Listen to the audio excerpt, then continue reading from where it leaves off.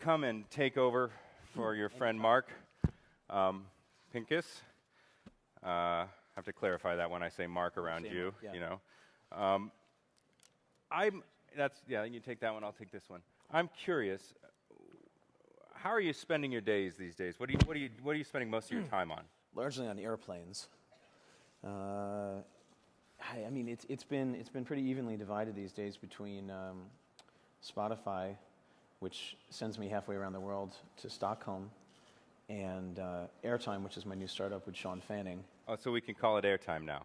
We can call it Airtime now. We can't talk about what the product does or will do, but we can talk about all the other sort of. We can talk about the meaning of the word air and the meaning of the word time. And as long as we don't get into any substance, then we're okay. Yeah. Oh my goodness, this is going to be fun. So let's start with Spotify then, if we could. Sure.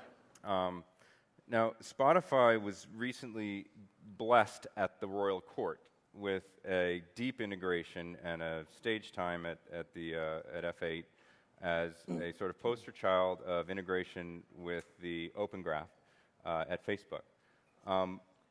What does that do for Spotify that it wouldn't otherwise have? Well, I mean, the obvious thing is it gives Spotify access to Facebook's, I don't know what the official number is now, but roughly 800 million users, and it enables music to go massively viral. So, Facebook has always been, the social graph, I should say, has always been a great promulgator of information.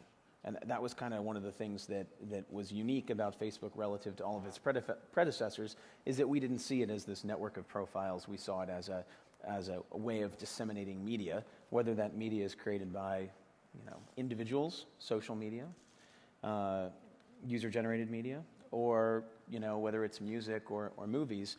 And you saw this with video from YouTube promulgating through the social graph virally.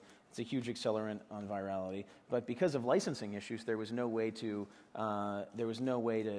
enable that same kind of virality for music. So the dream with Spotify was to ultimately integrate Facebook and Spotify so that viral distribution of the social graph could be unlocked, and that power could be brought to bear for the music industry. Is having pole position essentially winning in the Facebook economy? In other words, if I were a developer thinking about doing a music, or if I were Tim, who is from Pandora, who's here tomorrow, am I like, damn, how'd they get that spot? Well, I mean, we did launch as a neutral platform. Would have been nice if we'd launched solo as the only partner, but we did launch as a neutral platform with other partners like Rdio and Mog, and the terms are identical as far as I can tell. So there's no favoritism being played? Not that I can see. There was word that you were arguing with Mark about some of these issues. Is that argument been resolved? That story is amazing. I mean, I'm not sure everyone knows what that story is, but there was a New York Post, which you have to take with about a shaker of salt at any given time. I'm sorry if there's anyone from the Post here, but sometimes you do. You wouldn't invite those guys, would you? No, the press is welcome at all times, everywhere. But there was a story about how you guys got into a heated discussion early in the morning hours about something or other related to the Spotify Facebook hookup. So I love this story because it shows the potential for sort of one little minute, irrelevant, largely incorrect rumor to spark this enormous explosion in press, largely driven by social media. I end up generally being the victim of these platforms that I had something to do with creating. I just think you were trying to write a sequel to that movie. Yeah, it seemed that story seemed to go everywhere, and it was wrong on so many counts. I mean, it's just we weren't even at the place that we weren't even at the place they claimed we were at. They got the date wrong. They conflated many different events into one event. The truth is, Mark and I are always discussing these things, but we weren't like having a yelling match on Hollywood Boulevard. Right. That's unfortunate. I'm sure it will make it into the script, though. I look forward to that. let's talk about the music industry a Yeah. bit. You have a long and storied relationship with the music industry. I should say that when, over the weekend, this whole story developed with Mark Pincus being unable to be here, and I called Sean, and he was gracious enough to say he'd step in, he came up with this idea that he really wanted to bring a friend of his to interview him by the name of Scooter Braun, who's a very well-respected guy in the industry, young guy, seen as a... He manages John Battel's favorite artist, Justin Bieber. He manages my son's age artist. Literally, the guy's the age of my son. And Scooter was willing, literally, to hop on a plane from, I think they were in Chile or something. Peru, yeah. Yeah, and get up here to do this, but I think he thought better of it for reasons that are probably self-evident. I'm not sure. You scared him off. I scared him off. Just kidding. But when we were talking about Scooter coming, you said, he represents the face of the next music industry. Mm-hmm. What is that next music industry, and how does it relate to ours? I think we're all trying to figure out what is that next music industry, and I think the guys in the record labels, not to demean their genius, but that are just as confused about it as the rest of us. Obviously, when there's a whole set of things that happen when you move to digital distribution, so the cost of each new copy goes to zero. So you end up with the potential for completely frictionless distribution of music. You don't have to make physical CDs and ship them somewhere and worry about breakage and manufacturing and all that stuff. So suddenly you have one of the primary limitations on the ability to release an unlimited number of artists per year goes away. Because in the physical world, there's limited shelf space, there's limited end cap space. There's only so many trucks, you can only make so many CDs. I mean, they ultimately became pretty cheap, but there's still these physical limitations with retail. Then you look at the fact that the promotional mechanisms were extremely limited, in particular terrestrial radio. So there's only a limited number of radio stations per market, and that was the primary way that new music got injected into the system. Then you look at MTV. Even more limited than terrestrial radio. There was, in the beginning, when MTV actually played music videos, there was one MTV, not one MTV2 and all these, just one. And getting on MTV was make or break. The record labels hated MTV because it controlled their destiny.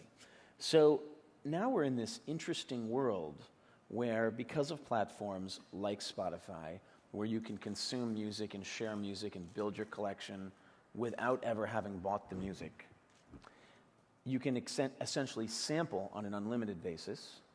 It costs nothing to make each additional copy of the music. And you find out about music primarily through your friends. All of these historic limitations that basically defined the dynamics of the record business no longer exist. So all of these various departments within record labels don't make a lot of sense anymore.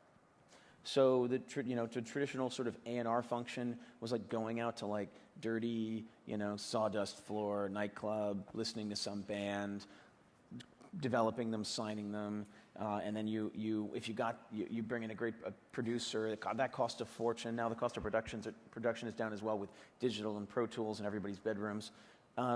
So you spent a bunch of money making it, and then you had to spend a bunch of money with indie promoters who were basically crooks promoting the music on radio. And then maybe you got on MTV, and all of this was very expensive, and it was all sort of centralized under the management of... Extremely slow. ...of the record label. It was, there's a sense in which it was slow, but the sense in which it also was much faster. Lucian Grange, is the CEO of Universal, once described it to me as a rubber band. He said you pull the rubber band way back, and then it takes a while to pull the rubber band back, but when you let it go, it goes, and it goes fast. And so you could take an artist from 0 to number 1 pretty reliably with a high degree of predictability, and you could do it over and over. Now it takes a while, and a great example is a little band you might have heard of called Foster the People. Their record came out, I think, over a year ago, and they spent about 8 months. I'm not sure what the record was doing for 8 months, but it was gradually sort of building steam on Spotify and on iTunes, and all of a sudden in the last, I'd say, 3 months, this band just hit a critical mass where a reaction took place, and it took off massively, and it's been the number one most listened to song on Spotify now for months. And this band came out of virtually nowhere. Right. So there's a different sort of process that follows a different sort of rules in the music business, and how the music business adapts to those new rules is going to answer your question. Do you think that bands are taking more control and acting more almost like startups in that, the bands that succeed are those that understand sort of how to be in charge of their own destiny? Because it used to be that, if you're a band, basically your whole job was try to get noticed by somebody. Right. As opposed to taking control of distribution or control of marketing or control of your own audience and saying, hey guys, help me out, tweet that you're at my show, I mean, is there a difference in the kinds of bands that are being produced because of this new environment? There's definitely a sense, this DIY notion, this indie sort of notion, that you can now be a master of your own destiny and you don't need a record label. And my friends at the record label is going to hate me for saying this, but I'm not actually sure why you would sign to a record label. Unless you're desperate for money, you're like on Skid Row and you've got a heroin problem and you desperately need that advance money, to cover your bill to Vinny the Fish. But if you're not in, if you're not in dire straits and you're a functional, person and you've got a day job, you can sort of pull yourself up by your bootstraps now. There's a process for doing it, and you can later sign to a record label, and there are still benefits because 49% of the music business is still, the record business is still CDs. So it's just now, I think, in the last year, dropped below 50%. But that's still a lot. That's still close to half of all of the music sold is on CD. So you need distribution in retail. You need distribution on Amazon. You need distribution in all of these foreign markets where your CDs are still being bought. And the only body that can really provide that is going to be a record label. Let me ask you about Spotify specifically as it relates to you. You wrote a memo that was widely circulated to the CEO of Spotify, extolling the service for basically doing everything you wish you had been able to do at at Napster. Sorry for getting your startups mixed up there, at Napster. And obviously Napster, there's many wounds there from battling those record industry folks. And ultimately Napster didn't become what you wanted it to. Is Spotify Sean Parker's statement of getting it right? Well, I don't think we're ever going to get it completely right. It's always, the world is changing so quickly that it's very hard to get anything right for long. Spotify is definitely emotionally and for me sort of an attempt to kind of finish what I started with Napster. I never gave up on this dream of a frictionless, free tier of service which would enable music sharing, in part because I believed that the traditional gatekeepers of music, whether it's the record labels or the radio stations or the program directors at radio stations or MTV or whatever, were not selecting the music that best met the needs of the public. Basically, the greatest music being made wasn't being heard by the greatest number of people.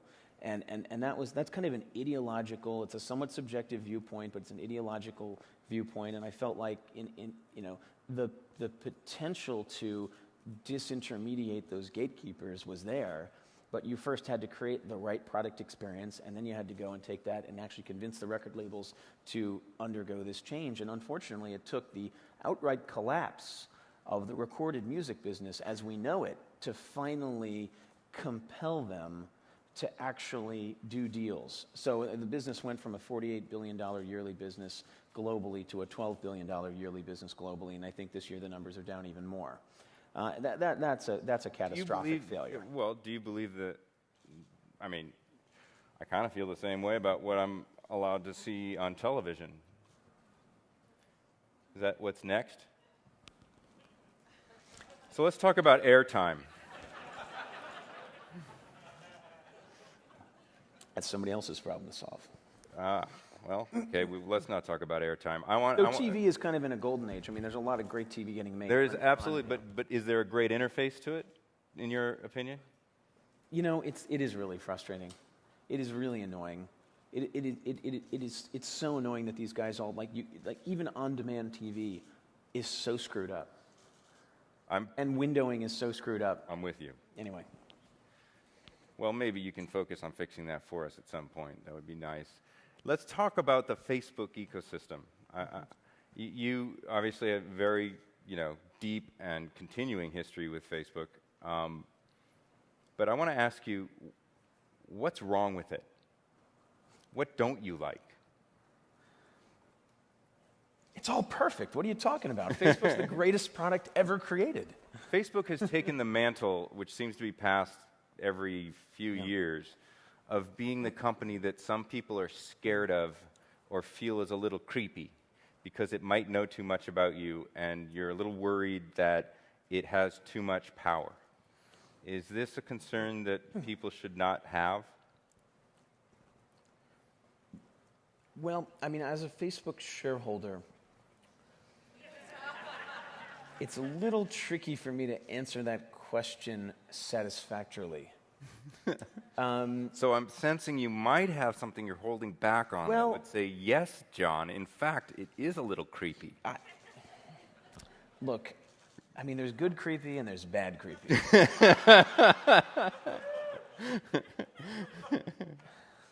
And today's creepy is tomorrow's necessity. And anyway. Okay, let me put it another way. You are an investor in many companies through your Founders Fund. Yeah. Facebook is a super important platform for almost every internet company that's either a startup or a large internet. We're about to talk to the CEO of eBay, and he has a Facebook executive joining his board. What do you wish you could get from the platform that you're not getting now as an investor in those companies? Is that a more sanitary way of putting it? So, so for a long time, and I should try not to do product design in public, but I'll make an exception for you. For a long time, I've really wanted, better list management, the ability to. So there's essentially three things that happen when you become friends with someone on Facebook. You publicly assert your friendship. You subscribe to everything they're generating, all their content, and you basically start broadcasting content to them. Mm-hmm. So there's a sense in which those three things don't necessarily need to be part of one action. But the only way you can really separate them is if you move away from the idea of having an algorithmic feed where Facebook is deciding what information you see and what information you don't see. So, for a long time, I've wanted the company to move in the direction of more tools, and they're not privacy tools. I don't think privacy is an issue, and maybe that's controversial, but I don't think that that's Facebook's biggest problem. I think Facebook's biggest problem is actually just the glut of information that power users are overwhelmed with. And power users actually are very important in the network because they're propping the network up. It's the power users that are contributing tons of content which are being consumed by everyone else. So you take them out of the equation, maybe the strategic threat to Facebook is that power users have gone to Twitter or power users have gone to Google+. But the way to address the need of power users is to give them more tools. They want to control what information they're seeing by basically organizing their friends into lists, and that should happen organically. You should never have to go to some separate management interface and categorize people one by one. I've tried to use that, and that's very tedious. It doesn't work. So what Facebook is, go ahead. I just want to give you guys, there are mics here. A mic here, please. If you have questions for Sean, come up, because we only have about another 5 minutes or so. So I want to give you guys chances. So come up to the mics on either side, please. So Facebook recently released a product called Smart Lists, which was lost in the shuffle, I think, with a lot of the other, the timeline changes and all the other product releases at F8. And, it's a step in the right direction. It's the first time that Facebook users have been given some degree of control over how to filter their experience. The next step is, you've got your friend network organized into some sensible lists. Maybe it's just your close friends and your work friends and your family. That would probably suffice for most people. then you can actually start selectively broadcasting to those lists. But Facebook just hasn't taken that additional step. At which point, what happens when you become a friend starts to get divided up. So you could become friends with someone, but choose not to subscribe to their updates, and then you could filter them into a particular group, and you could direct all of your communications to only that group. It seems like a lot of work. For example, if I'm listening to Spotify, which I do, and I have not integrated it with the Open Graph yet. And the main reason is because when the tune comes up that I might be embarrassed about, I don't really want ABBA being shot out to 5,000 of my closest friends. Nor do I want to stop what I'm doing in my workflow and tell it to not. Right. So and that's true for almost every action that one might take. You have to determine whether it's public or private, or in this circle or that circle or this. Well, look, there's a balance that should be struck between kind of passive sharing and active sharing. I do think that sharing is about choice. Part of the reason that a video goes massively viral on the internet is that it's funny or it's entertaining, and you want to share it with your friends because you think they're going to laugh and you're going to look good. You're going to look smart or clever for having found that video and chosen to share it. So, the best content, this idea that the best content floats to the top only works, I think, when people are making deliberate decisions about what to share. Right. So, Facebook combines a lot of passive sharing with some active sharing. And, my opinion, again, I'm playing Monday morning quarterback here, would be more active sharing. Mm-hmm. Let me, well, we just have a little bit of time, and then we'll get to your question. Ask you, since the late 90s when you had a company, Napster, to now, more than 10 years later, things seem to have changed in the financing market and the IPO market. It's incredibly robust, confusing, and sort of scarcely informed secondary market that is now blown up in the last few years. And then there's the IPO market, which causes people just an extraordinary amount of angst, the companies that are going through it. What's your view on how companies get financed and whether there might need to be some changes in some of the approaches?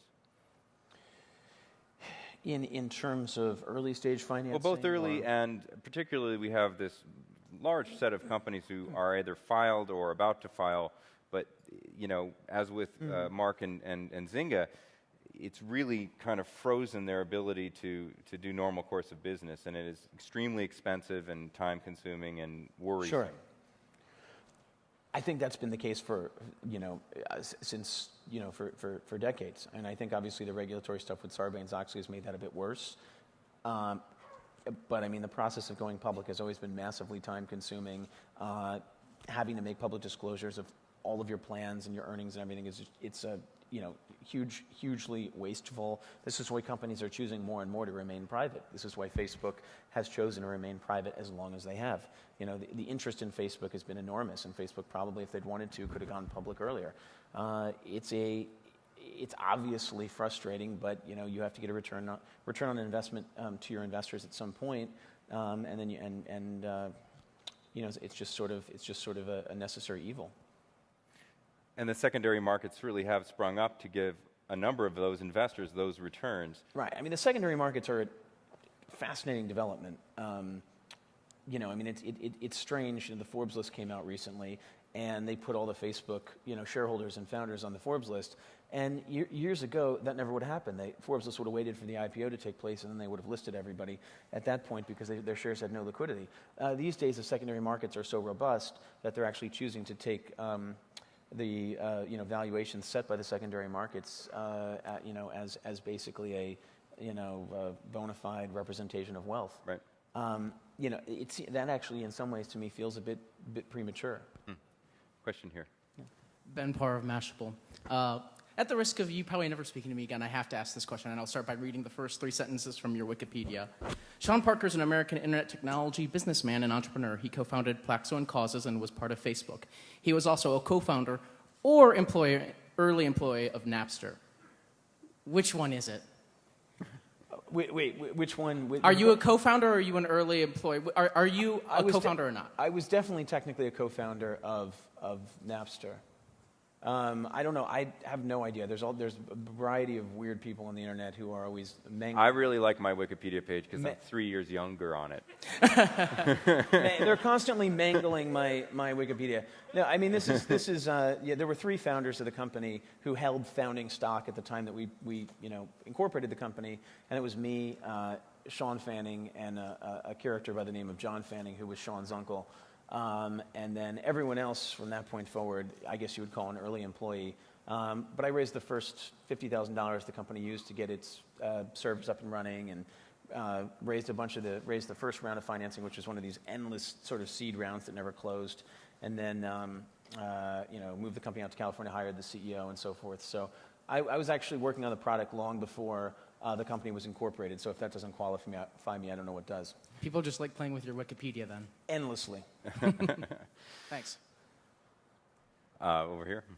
Mark Mahaney at Citi, you made a comment about Google Plus earlier. They seem to be doing relatively well. What do you think they're doing right, and what's the chance you think that 3-5 years from now Google Plus really significantly takes share away from Facebook? Under what circumstances would that happen? Well, it's very tough to compete with network effects. And I think that the way network effects work in a social networking context, in order to get the same value from Facebook, from a Facebook-like service, you'd first have to switch all your friends, and you'd have to ensure that they actually switched. But then each of those people would have to switch their friends, because networks are about interacting with your friends. So if all of their friends didn't also switch, then your friends would drift back to the original service. And likewise for the friends of the friends of the friends. So you have this exponential switching cost when a network is at scale. So I think it can happen. Obviously, it happened from MySpace to Facebook, but it requires systematic, consistent product execution over a long period of time, and I think it also requires the systematic failure on the part of the incumbent network. So Facebook would have to screw up royally, and Google would have to do something really smart. Hi there, Jason Roy, not from any sort of media organization. I appreciate everything you've done, Sean. I was a college radio DJ back when Napster was around, and it was pretty important to me because I was able to share music actually with my parents and got them back into music and things like that. And I ran a show where a lot of very local bands, underground hip hop and stuff, we didn't have a way to actually get their CDs. We'd get them through Napster. They had no problem with it. Which brings me to why I actually don't use Spotify right now, which is because so many of the things I would like to listen to, I can't listen to. So there's a network effect there where my friends that listen to maybe smaller bands and local bands are unable to use it, or maybe even a band has an album on there that they haven't licensed for that distribution. So how do you see that happening? How am I going to get to the point where I can upload something I've recorded and share it out on Spotify? So, one of the big mistakes we made at Napster was obviously going completely peer-to-peer without ever talking to the record labels. And that gray content, which is what I think you're talking about, basically it's all of the live stuff and the little indie bands that aren't really signed that would just love their music to be heard. And alternate recordings of things, outtakes that aren't part of a recording artist deal with their record label. All that stuff I think is really important, and it's fascinating. And that will come with time on Spotify. We had to start with the 4 major record label licensing deals and hundreds of different indie labels, and we've licensed music from just about every indie label under the sun.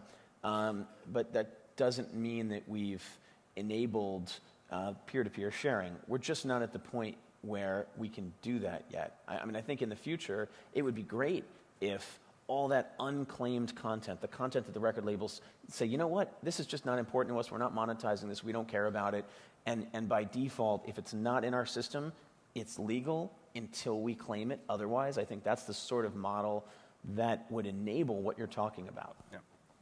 Well, I would like to keep going, but we have already run over time, so please join me in thanking Sean for stepping into the breach.